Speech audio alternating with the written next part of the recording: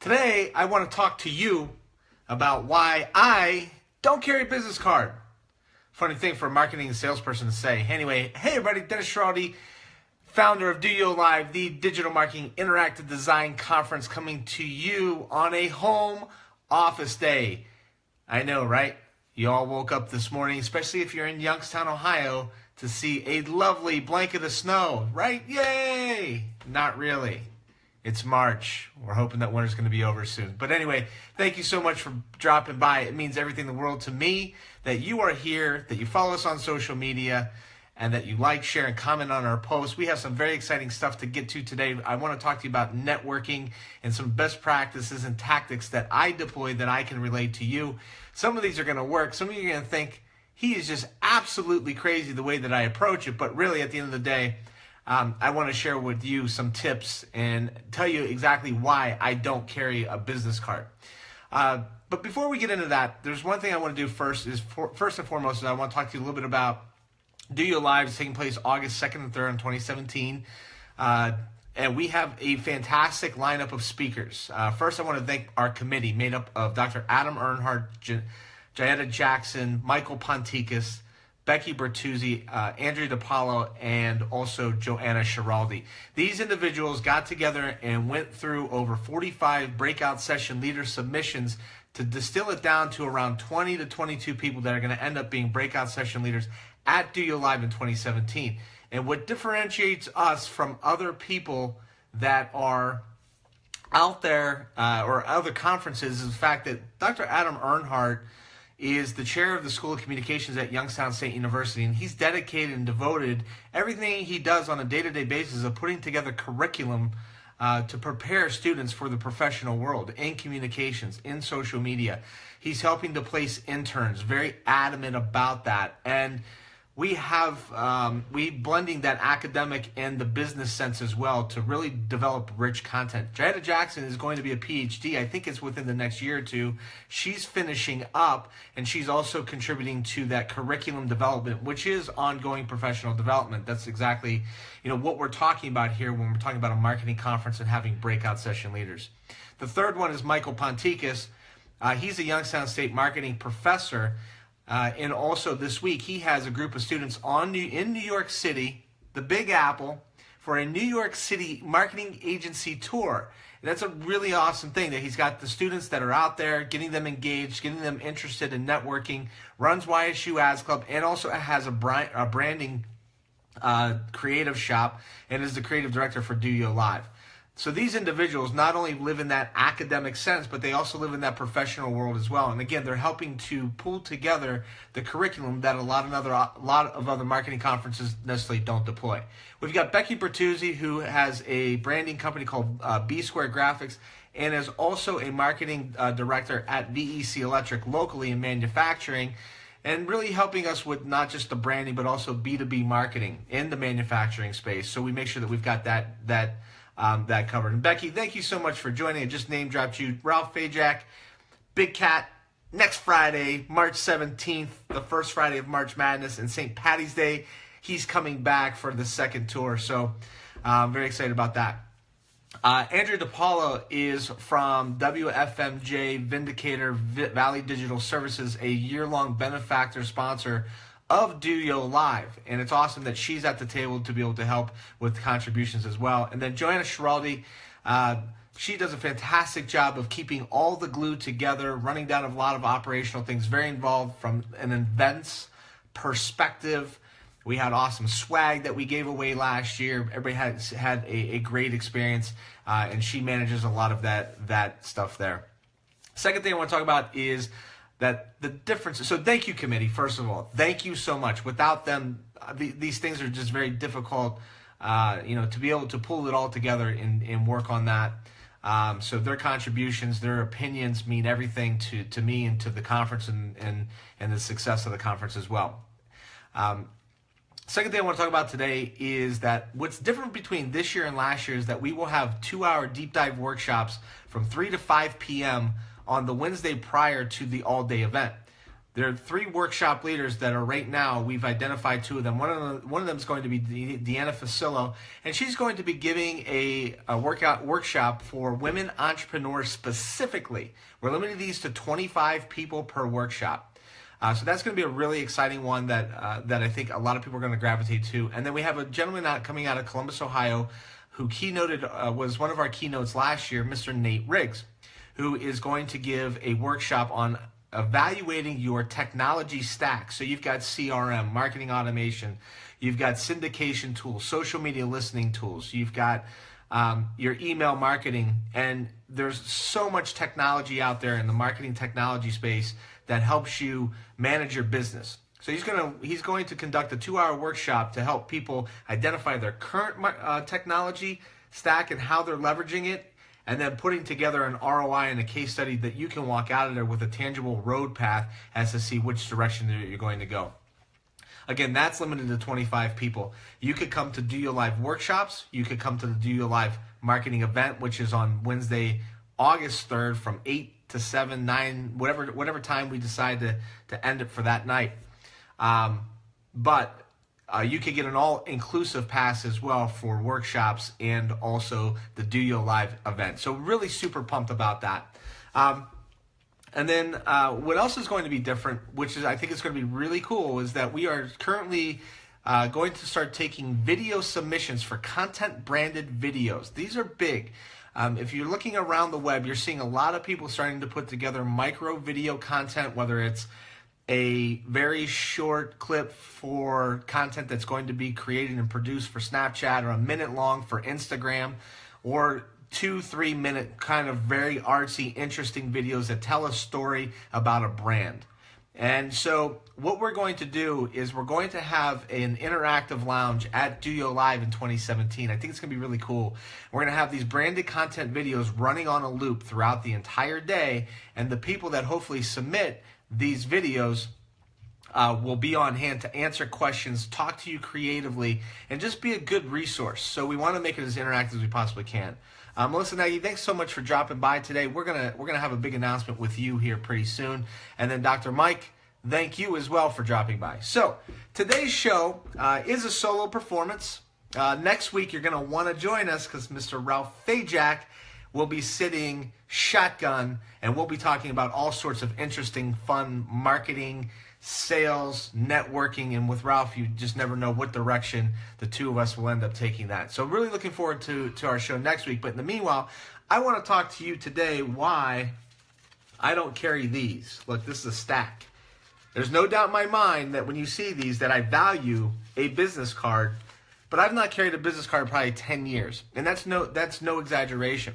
And you're probably thinking to yourself, somebody in marketing or sales, how can you not carry a business card? That is like kind of the calling card, if you will, of the bare bones necessity that everybody in business is pretty much, that's one of the first things you do when you onboard out in the company is you get a computer or a phone and you get a business card. And there's a couple of reasons why I made a conscious decision just a long time ago to not do it. One thing that I was thinking about doing, well, first of all, the reason I don't do it is because I think that it makes me work harder to get engaged and really invest in the other person and be memorable and not just rely upon this. I think that there's a lot of people out there that, email marketing or social media marketing, and a lot of that's classified as spam. And I think that's what happens from a business card perspective. So you go to a networking event and you see the person, and if you're one of them, I don't know what to tell you. Like, if it offends you, then I hope it doesn't offend you too broadly. But they walk around and everybody in the room, they're giving them a card. And it just seems to me that you're relying upon a card to do the job of you investing in the other person that's on the other side of the conversation. So I got away from a business card to really have more discipline with the fact that I want to invest and engage more so in the individual. The second thing that I do is it forces me to become more memorable. I think that from my perspective, again, I want to have these deep, meaningful conversations. And I want to invest in that other person. The more memorable I can be, they're going to remember me, And that engagement is going to be further down the path than it is if I've got the business card. But the one thing I definitely do, it's kind of called selective networking, is that as I get engaged in a conversation with an individual, and I do feel that there's necessity for follow-up, I don't put it to chance, because when you hand your business card over to another individual that you really want to connect and you really want to network, you really want to control the follow-up as much as you possibly can. And by handing somebody a business card with nothing in return, leaves it all up to by chance and by hope. And unless you're running for president, hope's really not a great strategy. So I will ask for a business card. I value business cards. I take business cards all the time. And when they say, do you have a business card? I make a joke and I say, yeah, not, like it's pretty funny. A marketing guy doesn't carry a business card. I'm out of them, or I'm in the process of getting some new ones, or I don't have them. In any case, I'll make sure that I promise I'll make sure I follow up with you. And what that does is it puts me in control of the follow-up. I then walk away and I make notes. And I make notes about something specific that we talked about in our conversation, where we met, and maybe what the transaction was. Because when I follow up, and for those of you that are the mid-90s babies here, you'll relate to the movie Swingers, where there's a date scene and the guy meets a date in the bar, Jon Favreau, and he goes, how soon should I follow up? A day? No, you wait 2 days, Mikey. You always wait 2 days, right? So, how quickly do you want to follow up is obviously into the conversation, but when that happens, and I usually wait to the next day, and I'll send some sort of email, but I will reference something very specific to that conversation. So a lot of people, where they stop short is they say, hey, great to meet last night at the networking mixer or at the fundraiser. Yeah, that was great. But then I take it another step further because I make the notes. Hey, it was great to meet at the network fundraiser. I really enjoyed your story about the golfing trip that you went on to Ireland. I would love to hear more about that. And then I end it with the call to action. Would love to hear more about that. Would you have time to grab coffee in the next week? Sometimes I say, I'm very even more specific, and I say the particular date and the time. The reason why I typically will invite the person to coffee, because coffee is a lot cheaper than a full-blown lunch.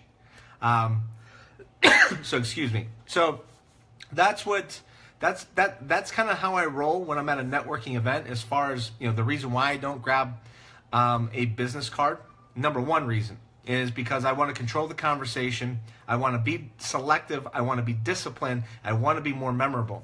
Let's talk a little bit about networking for just a second. And one of the things that when you walk into a room, networking is, it definitely is an art, and for introverts, it's a very challenging thing to do. And even for people that are gregarious and outgoing, you have to figure out where and how to spend your time. But I will tell you that from my perspective, I'm willing to go out to a fundraiser or an event where there's going to be a number of people and shake hands, kiss babies, and slap towels, and meet and talk with people, but I'm always making sure that I'm engaging with them. Here's the basic rules of principle, because we have people from all spectrums of life that hop on these DOYO Live dailies. We have from here at the beginning of the professional career, and what I mold young minds down at Youngstown State University in my classes, to the people that are masters at it. And the fact is that you always have to make sure that it's a warm, firm handshake that matches the intensity of the other person. There's nothing worse than when I get the cold fish handshake, or I get somebody with just pure brute strength that actually makes me want to put a knee on the ground. So I always try to match the intensity of the handshake for the other person. I always want to make sure that I make eye contact and I smile with a warm smile. Look, people at the end of the day want to talk to people that look exciting and interesting and fun to talk to, not somebody that is kind of, right? Like, who do you want to talk with? The smiling person that's got some energy and some aura, or do you want to talk with Debbie Downer? So shake hands, look people in the eye. And my number one thing is invest in them. I have been to so many networking events and fundraisers, again, that people essentially look directly, it's easy to look over me, but they look directly through me to see who's more important in the room, and are giving me the old, if you could kindly just get out of my way, I see somebody that's more important than you. For me personally, I want to know everybody in the room, from the bartender, who's a very important person to maybe get you that next cocktail when the line's extremely busy, to the person that's walking around with the tray of food, to the person that's standing across from me, whether they're the janitor or the CEO. And I'm going to invest in meeting that individual, learning their story, learning about them. And because of that, I may not have the quantity, but I have the quality. And the other thing that I make sure that I'm not looking around the room to see who's more important in that conversation. If I'm talking to another individual and you kind of see somebody off on the side, then you can kind of tell whether or not they're getting in line, to kiss the ring of the person that you might have the ear of. Or better yet, they may actually want to talk to you. I pull them into the conversation, and if I know the other person, I create a contact or an introduction. And I tried to do that because then it brings more value into the conversation, and some people will decide to stick and some people will not decide to stick. I'm really bad at names. So not only am I bad at business cards, I'm also bad at names. I hack names up, not on purpose. Typically what I'll try and do when I meet somebody for the first time, I will say their name in my head very quietly 3 times. So if it's Bob, which is a bad example because Bob's not a hard name to remember, I'll say, hi, my name is Dennis Schiraldi, real nice to meet you. They'll say, hi, my name is Bob, and I'll say Bob, Bob, Bob 3 times in my head to try and make sure that I remember that name.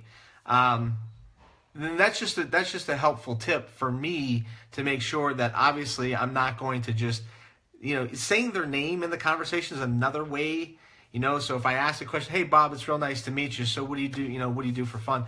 And break the conversation with some interesting talk. Maybe it's something about the event. I'll tell you one that I really love is asking them, especially if they have their phone on them, is to what type of phone they have or what type of phone they're using. That conversation can open up a whole genre of different things from a networking perspective. If you think about it, everybody carries a phone. They always have it on them.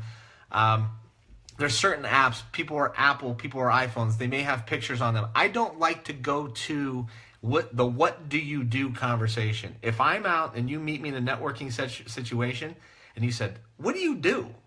And I would say, well, I'm a dad, I like to cook, I mountain bike, I snowboard, play golf, not very well, ha ha ha. And that's not the what do you do question. They were asking me what I do because I know they want to know professionally, but I want to invest in people and I want to get to know them. I'll drop their name, so Bob, what do you like to do? That sort of thing will help me to make sure that I remember their name. People really relate to that. If you have that opportunity, you definitely take advantage of it. You're engaged with an individual. I'm not the best poker player, but I hear things like arms across are a show of authority, but it's also a show of being closed off. And if you're in the conversation with somebody that has their arms crossed like this, likely story is that they're either guarding something or they're closed off. If they got their hands like this when they're talking to you, that's an expression of hope or prayer generally, and they're really hoping that something that you have to say or something that you do is going to make sense. If you're sitting across from somebody and they got their hands in their pocket or underneath the table, it generally is a subconscious way of letting somebody know that they got something to hide. So when you are in a conversation, if you could pick up on some of these physical clues as to whether or not they're making eye contact, trying to see if there's somebody more important in the room than you, or if they're standing there like this. If they're standing there like this, sometimes, obviously that's a sign that they're thinking about something intently. So just some physical clues to keep up on. Before I get into the rest of the why I don't carry the business card and some things I do that could be helpful even if you do carry a business card. In a networking situation, and I'm about to give a webinar here for our speakers only at the top of the hour. Everybody's favorite topic is what? Drum roll. Me.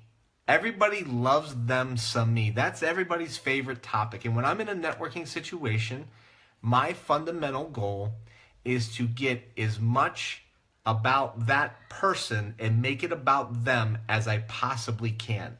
And I will sit there and I will ask them questions because I'm naturally I'm a very curious person, and I'm interested in learning about other people. But I ask a lot of questions, and I get them talking about them, and I invest in them. And then they'll ask a question back to me, and I'll kind of answer it very quickly, and I'll put it back on them. And I make it all about them and the me. And they get just enough to walk away from my hour-long or my 15 or 5-minute encounter that made it all about them, and they feel pretty special. And then they get in the car and they turn to their husband or their wife, and they're driving home, and they say, "Boy, you know, I met this guy tonight that has a marketing company or a marketing conference, and he was just a really wonderful person."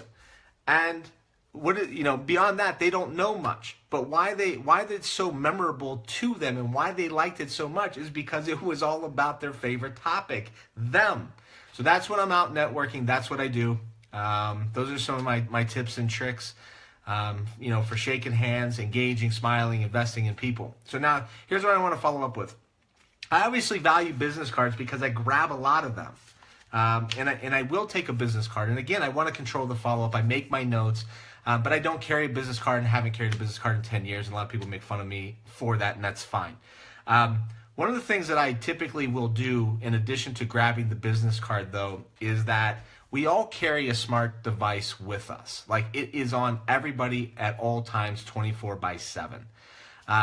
Depending on the person that I'm speaking with, how technologically savvy they are, or socially savvy, what a lot of times what I'll do if I'm in a networking situation, I'll just grab a selfie of that individual, and then I'll ask them if they're on Instagram or Twitter, and then I will actually at message them with the selfies referencing the event that we were at, and sometimes I'll even hashtag it.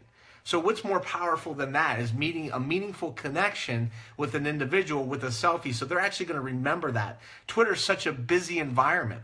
Like, you get the reply, the retweet, the favorite on Twitter. It's like, I say this all the time, it's like getting the golden ticket at the Willy Wonka factory. Like, wow, like somebody actually was on Twitter and they paid attention to me. Cool, I'm in. I want to talk with that person. They see the picture, they remember it, and it gives you an opportunity to follow up. And on Twitter, you've got unlimited direct messaging now, so you can actually send that same message that you're sending with an email. Forget about it. Lights out. I love that. I love that play. But that's obviously not going to work for everybody that's not a technologically savvy individual. The other thing, I have my smart device with me. Why can't I just take out my phone, and I don't have a business card? Maybe you don't have a business card, and I grab your email right then and there. It's a very quick transaction. You put in the subject title, the event that you're at. You walk away. Thanks a lot. I'm going to shoot you a quick email. It was so great to meet you. And you send a quick email right then and there. You have all the technology in the world that, this is my opinion, that really essentially makes a business card somewhat obsolete and gives you an even more meaningful relationship with that individual. So those are two of my methods. And I've seen it all. I've seen the business card that's heavier in weight. I've seen the business card. I've got one here someplace. I've got a lot of them. Some of them are like, I hate to call anybody out, but they're like billboards of information. Way too much stuff. Then I've got the cool ones with the branding and design logo. I like that one.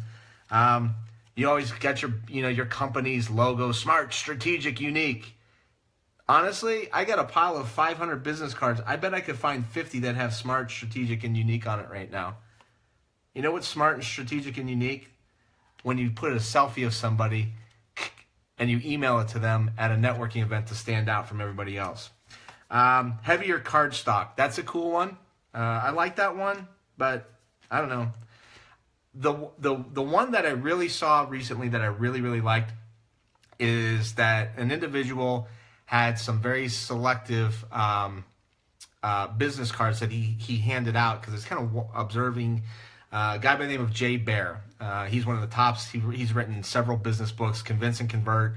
He's one of the biggest, most downloaded podcasts in the entire world. Matter of fact, we had a brief conversation with Jay and his team to keynote DOYO Live, and I think that's something that we might be able to do in the future, is bring him to town, because he's a really big deal on the Mount Rushmore of marketing people in this day and age. So I noticed that he was passing out a paper business card to people. It was obviously must have, that was his thing. And then he came across somebody that must have been more important, because he whipped out a bottle opener, and I don't have one, but he whipped out a bottle opener that was the size of a business card. That was exactly his business card. So I thought that was a pretty cool one to put into play. I don't know. What do you do? Like, do you carry a business card? Are you a selective networker? Do you pass it out to everybody that you see? Do you grab business cards? Do you still value them? Or are you more in the advanced age where you've got all kinds of media applications in your hand and you could fully take advantage of that situation? I'll leave you with this. I almost changed my mindset about a month ago, because I was having lunch with a very busy executive from a really big company. I'm sitting there at lunch, and it was a pretty lucky meeting for a guy like me at my level to be in with a guy like the one that I was with. And it was a really awesome hour and 15-minute lunch to get that FaceTime. A lot of just really good conversation. I'm just picking brains as much as I possibly could of the success that the individuals had. He was actually investing in my business, and it was a really healthy conversation. And we get down to the end, and he asked me if he has a business card, or if I have a business card. And I said, unfortunately, I do not have a business card. Now, this gentleman is out of the social media demographic. It doesn't fit for the selfie culture. And I made the joke, and I said, I'm sorry, but I don't have a business card on me right now. If I could get yours, I'll make sure I follow up. But the reason why that's a big miss on my part that made me kind of rethink this after 10 years is that that's the type of person that takes your business card after a memorable lunch and throws it into the top drawer of their desk. Now, you figure that your average CEO or average person in America is getting 150 to 200 emails a day. But eventually what's going to happen is that individual, that busy executive, is going to have a marketing challenge in the next week to the next year. And he's going to remember this fantastic lunch that we had, of a discussion that took place over marketing, and he may not even remember as 6 months from now the name, right? But he will remember, I had lunch with this marketing guy, and you know what? I know that I put those memorable cards back in the front of the top drawer of my desk, and that's probably where he keeps them, and he goes there and pulls it out, and he's like, let me give this guy a call. So that could be potentially a miss on my part, and made me rethink some of that strategy. Maybe I need to get business cards just to be a little bit more disciplined on who and how I hand those out to, but I'm not fully convinced. Tell me what you think. Love the fact that you dropped by today. It means everything in the world to me, to the conference. And thanks so much. You want to be on a DOYO Live Marketing Show? Inbox me right now.